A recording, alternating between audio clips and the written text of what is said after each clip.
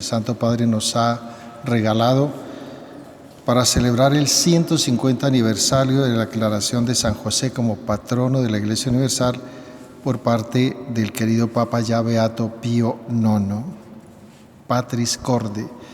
Recordemos que normalmente los documentos de la Iglesia toman su nombre de las palabras que inician el documento. En este caso, con corazón de Padre. Y esta es la idea que ahora se habla mucho de transversalidad, ¿no? Es decir, esta es la idea que va a acompañar todo el texto. El Papa va a desarrollar esta idea en esta carta apostólica. ¿Qué quiere decir eso de con corazón de Padre?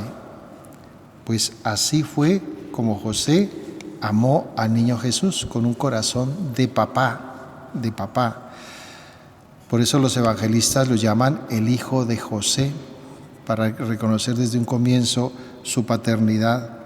Mateo y Lucas son los que nos evidencian a este personaje que, aunque pocas veces aparece en la Sagrada Escritura, esas pocas veces son suficientes para mirar la grandeza de este hombre que invita precisamente a toda la Iglesia para que vivamos en la paternidad de Dios. La providencia le confía una misión. La providencia, nada más y nada menos, la misma providencia le confía esa tarea de ser el Padre del Señor. Dentro de las características que encontramos, dentro de lo que se dice de él en la Sagrada Escritura, era que desempeñaba un trabajo muy sencillo, era un humilde carpintero, que estaba casado con María, que era un hombre justo.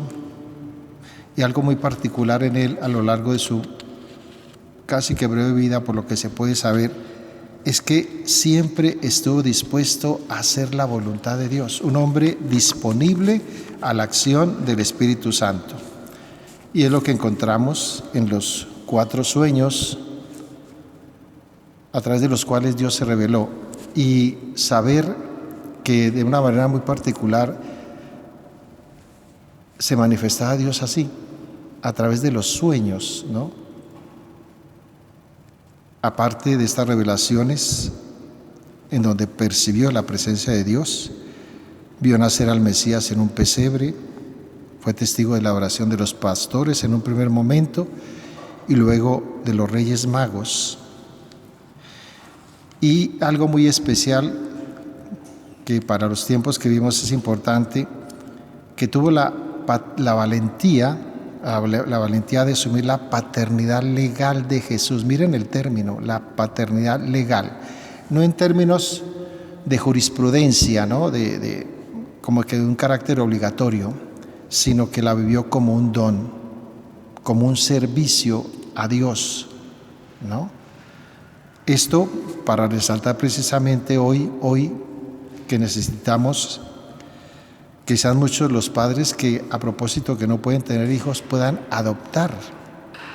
La adopción, que es uno de los gestos más hermosos que puede tener un hombre o una mujer hacia un ser humano, la adopción, que a veces se van por otros caminos, ¿no? Los caminos artificiales, los caminos de la ciencia, en donde se puede pedir casi que un niño con ciertas características a través de un laboratorio en contra de lo establecido por Dios. Esa paternidad que él ejerció con mucha alegría, con mucha disponibilidad, y en donde nunca dijo no a eso. Después, su presencia la encontramos cuando lo presentan en el Templo de Jerusalén, como prescribía la ley, un hombre que también era muy juicioso, muy cumplidor de sus deberes. Y eso también lo encontramos en la Sagrada Escritura, cuando, como un ciudadano hebreo, judío de la época, cumple como un buen ciudadano sus obligaciones. Y también como buen hijo de Dios, presenta al niño en el templo juntamente con María, y podemos suponer la sorpresa que fue para él el saber que iba a ser un hombre grande, importante, y además el dolor que iba a sufrir su madre por esta vida de profeta que iba a llevar.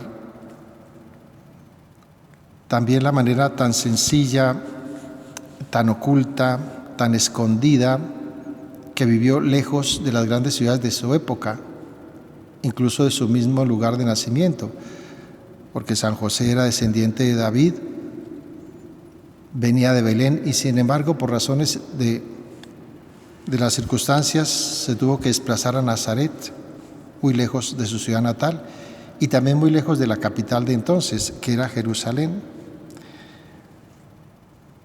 Y lo vemos también angustiado y preocupado cuando el niño se pierde en una de sus peregrinaciones al templo de Jerusalén. La angustia, la preocupación que supuso para San José la pérdida y luego la alegría de su hallazgo. Después de la Virgen María, no hay ningún santo que ocupe tanto espacio en el magisterio, en el pensamiento de la Iglesia, ¿no? Tendríamos que mirar desde el Beato Pío IX, que lo declara patrono de la Iglesia Católica. Luego otro venerable, Pío XII, que lo presenta como patrono de los trabajadores en su fiesta del 1 de mayo. Y San Juan Pablo II, que lo nombra custodio del Redentor. Y tal vez una de las devociones más queridas por el pueblo cristiano, que lo tiene como patrono de la buena muerte. Entonces miremos la riqueza que tiene San José en el magisterio y en la vida de la Iglesia. Eso ha motivado precisamente al Santo Padre a proclamar este año santo jubilar en honor de San José. Y casi que tendríamos que agradecerle también al Beato Papa Pío IX, porque en su declaración ha hecho posible que tengamos este año santo. Y el Papa hace un paréntesis a la hora de presentar esta carta, hablando de cómo su deseo de realizar este año lo tiene a raíz de la pandemia. Es muy particular la manera como él introduce a San José en este año tan difícil que ha habido la humanidad, porque dice que son precisamente las personas como San José, en esa segunda línea, en ese no ser tan visibles, en ese trabajo escondido, incluso a veces ni reconocido, en donde podemos encontrar a muchos San Josés. Y dice, estas personas son las que hoy están escribiendo esa historia tan decisiva para la humanidad, y los menciona: los médicos, las enfermeras, los que abastecen los supermercados, limpiadores, cuidadoras, y hace énfasis también muy especial en los papás y mamás y abuelos que hoy se han acomodado a las nuevas condiciones de vida sin perder la fe y la esperanza, sino por el contrario, como San José, depositar su fe y su confianza en Dios para que todo pueda resultar lo mejor posible.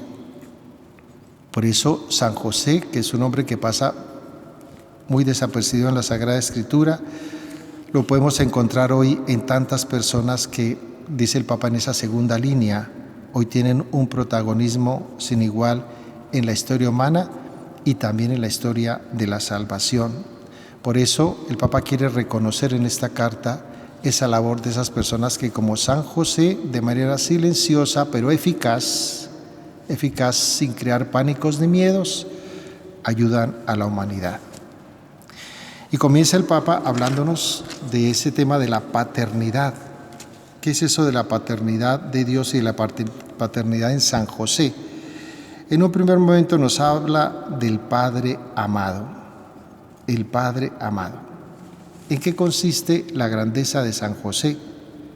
Pues indudablemente en el hecho de ser el esposo de María y el padre adoptivo de Jesús. Esos términos tan bonitos, ¿no? Padre nutricio, Padre putativo, Padre responsable del Señor. Y cómo de esta manera San José entra a ser parte de lo que se llama la economía de la salvación o la economía de la encarnación, ¿no? A eso se refiere con ese término San Juan Crisóstomo. San Pablo VI observa también cómo San José vivió su paternidad como un servicio, como un sacrificio, como una donación, muy unido a la misión redentora del Señor, sabiendo utilizar la autoridad legal que tenía sobre el niño Jesús, no como una imposición, sino como una entrega, como una tarea, como una alegría que venía de Dios y la podía dar a su Hijo. Hace precisamente de su vocación humana un servicio al Señor y sobre todo que lo hizo de corazón, de corazón. Leíamos en el Evangelio de esta noche, ¿no? Quien no perdona de corazón a su hermano. Podríamos decir en esta noche, quien no ama de corazón a su hermano. San José amó indudablemente su tarea, amó al niño Jesús y amó a la Virgen María entrañablemente. En esa medida, San José, a través de la tradición cristiana, ha sido también amado. De ahí que sean muchos los templos en el mundo que lo tengan como su patrono. Muchas comunidades religiosas viven la espiritualidad de San José, se inspiran en su vida, en su testimonio. La gran santa de España es famosa en eso, ¿no? Santa Teresa la Grande, la reformadora. Siempre que iba a fundar una casa, un monasterio, un convento, viajaba con la imagen de San José. De hecho, muchos de sus monasterios llevan el nombre de San José. Y la santa decía que no había nada que ella le pidiera que él se negara. Siempre tuvo una devoción muy grande por ella. Lo tenía como ese abogado, ese intercesor, esa persona que nunca le negaba absolutamente nada. Por estos días hay una página muy interesante por estos medios tecnológicos que se llama Via Pulcritudinis, que es de un sacerdote español, y está mostrando todos los santuarios e iglesias que existen en el mundo, y lo va a hacer a lo largo de este año, dedicados a San José. Así que yo creo que hay material fotográfico suficiente para mirar la cantidad de conventos, monasterios, iglesias, capillas, oratorios dedicados a San José. ¿Y qué decir de las novenas, de las oraciones, de los escritos? Esa devoción que ojalá recuperemos este año y en adelante, los miércoles a San José, que devocionalmente el pueblo de Dios lo ha tenido como especial dedicación a él. El mes de marzo, que es el mes de San José, en donde encontramos su fiesta.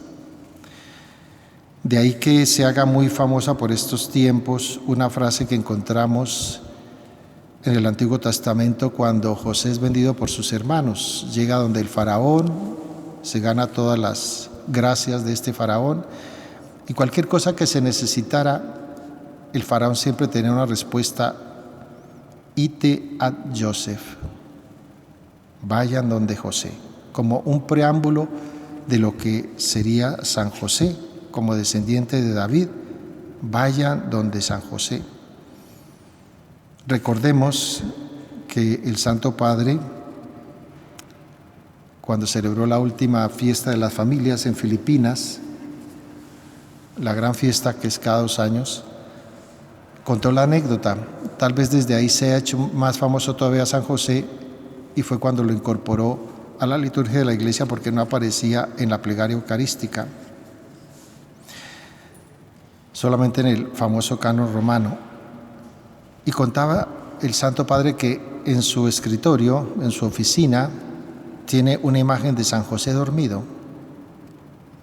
Ahí comenzaron también a aparecer todas las imágenes de San José dormido que son tan famosas ahora. Y él decía en ese entonces, y todavía lo comenta, que cada vez que él tiene una necesidad urgente para la iglesia, pues imagínense las necesidades que tendría el Santo Padre a propósito de la Iglesia Universal. Y él dice que siempre que tiene una necesidad, la anota en un papelito y la coloca debajo de San José. Esa fue una anécdota que pronunció en ese encuentro con las familias en Filipinas a propósito de esta frase: vayan donde José, acudan donde José.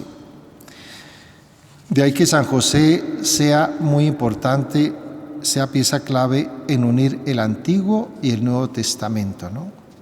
a la hora precisamente de hacer posible la paternidad de Dios en ambos testamentos. En un segundo momento, miremos en San José al Padre de la ternura. De eso nos ha hablado el Salmo esta noche. La ternura de Dios, fruto de su misericordia. Es indudable que Jesús vio en San José mucha ternura. Desde muy pequeño podemos casi que graficar a San José alzando al niño, consintiéndolo, ayudándolo a alimentar, teniéndole paciencia, es decir, lo que es propio de un papá. A veces esas imágenes se nos van, tal vez porque las vemos como muy humanas y pareciera que en los santos como que no se dieran, pero San José fue un papá muy amoroso, muy cercano, muy dedicado a su hijo, de que la iconografía cristiana lo muestre de muchas maneras abrazando y alzando al niño Dios. Y es que lo vio nacer, lo vio crecer, suponemos que hasta ya esa edad madura antes de comenzar su ministerio. Y como él, con ese amor de padre, se dedicó desde pequeño a mostrarle la ternura de Dios, la ternura de Dios. Pero es indudable que esa ternura procede de la práctica religiosa que tuvo San José y cómo el niño Jesús escuchó hablar de la ternura de Dios yendo a la sinagoga, en esa práctica religiosa que tenía su padre y de la cual él participó siendo muy niño. Oyó hablar de la ternura de Dios y no solamente oyó hablar de ella, sino que la vivió en su casa. Y es que, queridos hermanos, dice el Santo Padre, la historia de la salvación está impregnada de la ternura de Dios. Una ternura que nos invita a vivir en esperanza contra toda desesperanza. Es una ternura en donde nosotros podemos entender cómo a través de lo frágil se manifiesta Dios, cómo a través de lo que nosotros podemos ver como casi que insulso se hace presente Dios. Y por eso es importante encontrarnos a través de la misericordia de Dios con la ternura. Es una lástima que hoy ese término se entienda de manera peyorativa. Si en algo experimentamos nosotros la ternura de Dios es en el sacramento de la reconciliación. Ahí está un Dios que se acerca con delicadeza, con cuidado, que sabe escuchar y que nos responde, ¿cierto? No con dureza, no con palabras agresivas, no con desdén, no. La ternura de Dios, si en algo se ve expresada, es en esa misericordia del sacramento de la reconciliación.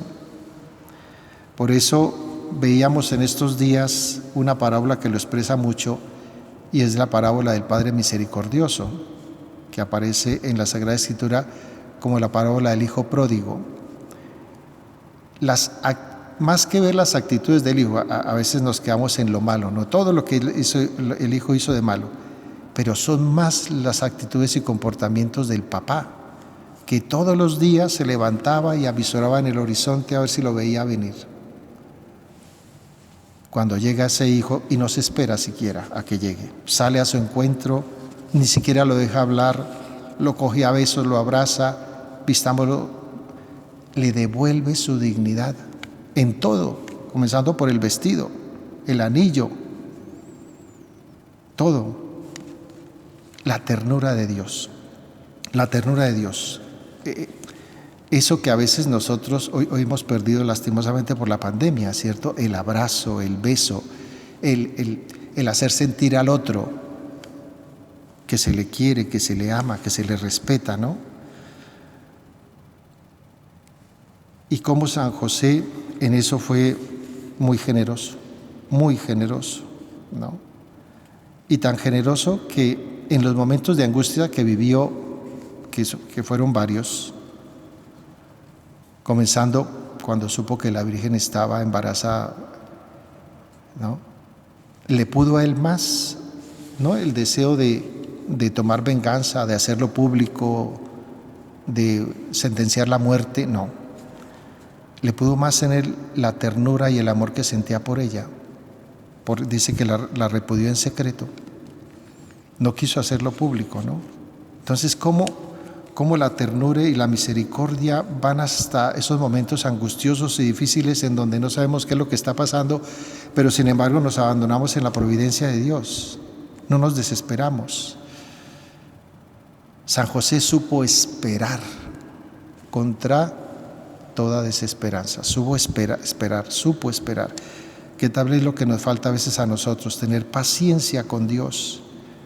Dios tiene sus momentos y tuvo sus momentos con José, porque para cada momento difícil le tenía un momento de palabra en los sueños. Siempre tuvo para San José eso. Y San José supo esperar. Y supo esperar porque tenía más ternura, más compasión, más amor, más sensibilidad por su esposa, que es un clarísimo ejemplo para los tiempos que vivimos, en donde esa ternura también se ha perdido, ¿no? A veces damos por hecho que queremos a nuestra familia, por ejemplo, pero no lo expresamos. Es que él o ella, él sabe que lo quiero o sabe que la quiero. No, dígaselo. Verbal, expréselo. ¿No? San José tuvo eso. Hay unas películas muy interesantes en donde San José se encuentra con la Virgen María y hay un diálogo sobre eso. Pero no es un diálogo de reproche, de enrostrarle a ella, no. Él trata de entender qué es lo que está pasando, qué fue lo que pasó ahí, por qué estás embarazada, por qué presentas esto. Es que ¿cómo lo puede entender? Pero nunca tuvo para con ella un trato que no fuera el correspondiente. Por eso ojalá aprendamos de San José, para que en medio de nuestras fragilidades, limitaciones, problemas, deficiencias y demás, sepamos esperar en el Señor y sobre todo saber que Él tiene para con nosotros una respuesta en ese amor, en esa delicadeza que Él tiene para con nosotros. En un tercer momento, Padre en la obediencia. Yo siempre les comento que tal vez de las cosas que nos dicen cuando entramos al seminario y que es definitiva para nuestra vida sacerdotal, definitiva y para todo creyente, ¿no? El que obedece nunca se equivoca. El que obedece nunca se equivoca. Es lo primero que tenemos nosotros cuando nos ordena sacerdotes. Y nos dice el obispo, ¿prometes obediencia a mí y a mis sucesores? Eso es definitivo en la vida de la Iglesia. Y decimos, sí, prometo. Así como Dios le manifestó a María su plan de salvación, también el Señor a través de los sueños le manifestó a José lo que quería de él y lo que esperaba de él, y le revela la claridad de los deseos de Dios. Podemos suponer, si hoy se dijera eso en una vida matrimonial, pues todo lo que es suponer para un esposo, ¿no? Que su señor está encinta, pero bueno, no es fácil. Y en ese primer sueño, el ángel le ayudó a resolver ese dilema tan grave que él tenía en su corazón. No temas aceptar a María tu mujer, porque lo que ella ha engendrado viene de Dios. Él tenía muy clara la obediencia a Dios. Puede que en un primer momento, como María, no supiera exactamente qué era lo que estaba pasando, ¿no? Pero hágase en mí según tu palabra.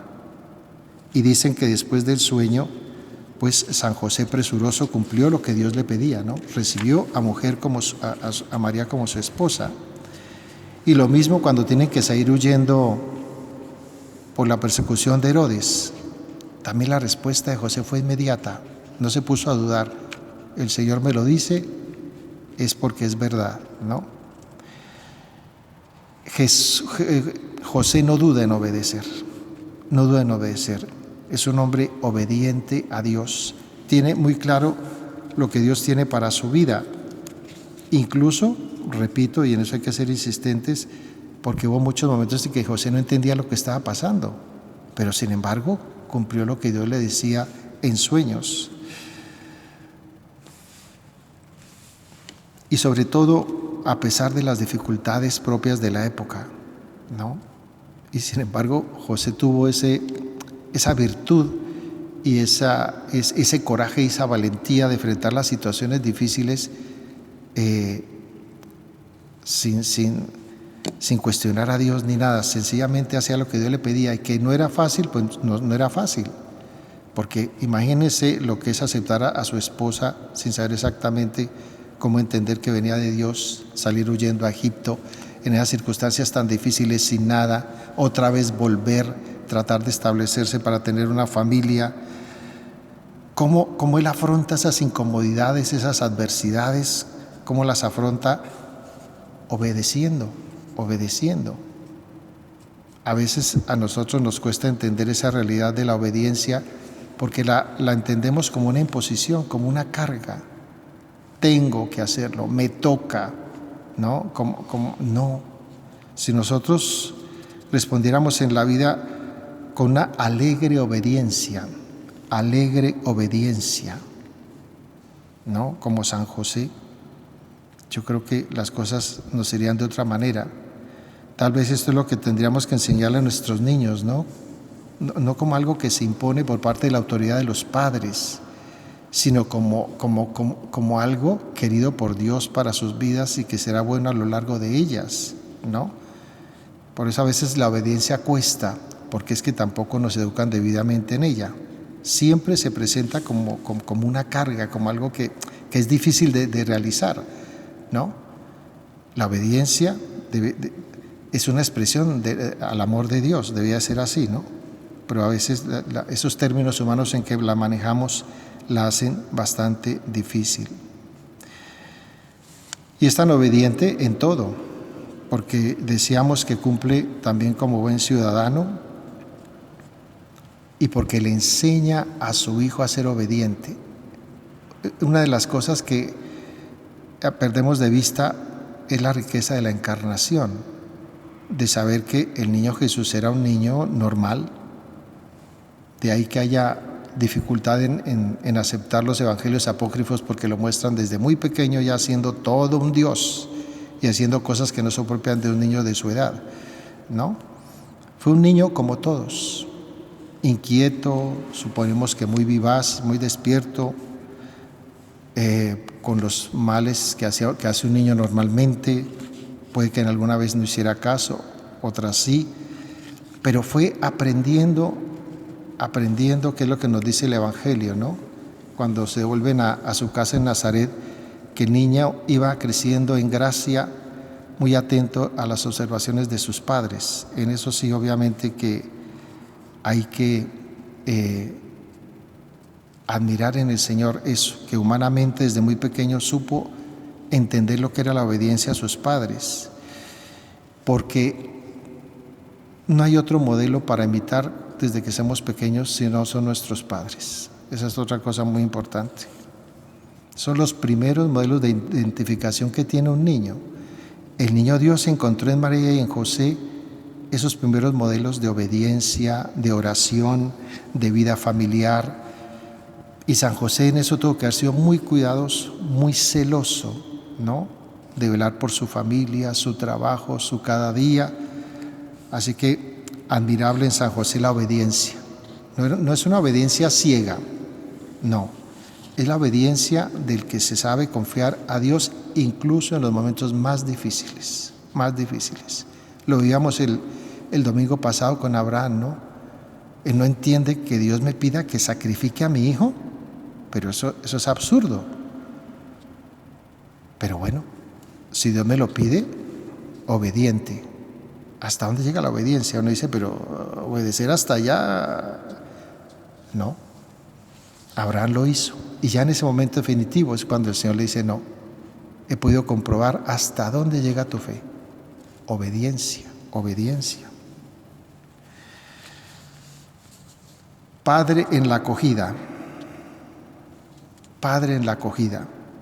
José acogió a María sin condiciones previas. confió en las palabras del ángel, ¿no? Recibe a María, que lo que viene de ella viene de Dios. Ese varón respetuoso, ese ejemplo podemos utilizar incluso ese término, ese ejemplo, eso es de virilidad, lo que es realmente ser hombre, ser varón, ¿no? Y sobre todo porque aceptó ese juicio iluminador de Dios que tuvo a lo largo de su vida, ¿no? Dios a lo largo de la vida fue iluminando las decisiones de José. Y él atendió eso y aceptó a María y la amó. Hay una frase muy interesante que menciona aquí el Papa a propósito de esto y dice que la vida espiritual de José no nos muestra una vía que explica, sino una vía que acoge. Cuando muere algún ser querido, ahora se utiliza mucho eso, no hay que preguntar el por qué se murió, sino el para qué. No el por qué, sino el para qué. San José es un ejemplo de acogida de la voluntad de Dios, no tanto esperando respuestas, sino teniendo para con Dios respuestas de parte de Él, ¿no? Y la vida espiritual de José se explica en ese sentido. Todo lo que vivió, lo vivió como una respuesta generosa hacia Dios. No era el hombre que se resignaba pasivamente, ¿no?, ante lo que Dios le pedía, no, sino el hombre que entendía que en medio de las dificultades que la vida le proveía, estaba la voluntad de Dios. A veces nos pasa que no podemos entender ciertas situaciones y no nos resignamos. Y se nos olvida que en esas situaciones difíciles está la voluntad de Dios, ¿no? Eso que decimos como sabiduría, que Dios escribe derecho en renglones torcidos. Es así. Y San José vivió todos esos momentos difíciles acogiendo precisamente la voluntad de Dios. A veces no tan comprensible, pero sin embargo supo tener una resignación y vivir con esa confianza puesta en Dios independientemente de lo que la vida le tenía para él. Por eso tuvo siempre presente esa frase en uno de los sueños, ¿no? José, hijo de David, no temas, no tengas miedo, no te asustes. Es decir, todo lo que vivirás en adelante vendrá de Dios. ¿Cómo acoge San José a Dios en su corazón, ¿no? Cómo la acoge no solamente en los momentos